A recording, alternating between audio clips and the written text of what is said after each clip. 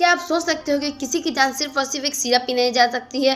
दरअसल हाल ही में कुछ ऐसा ही हुआ। 20 बच्चों की डेथ हो गई सिर्फ और सिर्फ एक सिरप पीने की वजह से। और ये सिरप था कोल्ड्रिप, जो कि बेसिकली एक खांसी का सिरप है जिसमें मिला हुआ होता है डाइथिलीन ग्लाइकोल। और ये एक जहरीला केमिकल है जो कि नॉर्मल लिमिट से ज्यादा क्वांटिटी में इसमें मिला हुआ था और इसे पीने की वजह से बच्चों की डेथ हो गई। और जितने ही बच्चों की डेथ हुई है वो 5 साल के अंदर थे। और अथॉरिटीज ने इस सिरप को बैन कर दिया और कंपनी के मालिक को गिरफ्तार कर लिया गया है।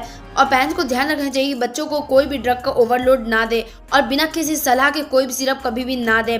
खांसी एक ऐसी चीज़ है जो खुद ब खुद ही ठीक हो जाती है। बाकी इस वीडियो को अपने फैमिली और फ्रेंड्स के साथ ज़रूर शेयर करें और ऐसी ही और वीडियोस के लिए हमारे चैनल को सब्सक्राइब जरूर करें।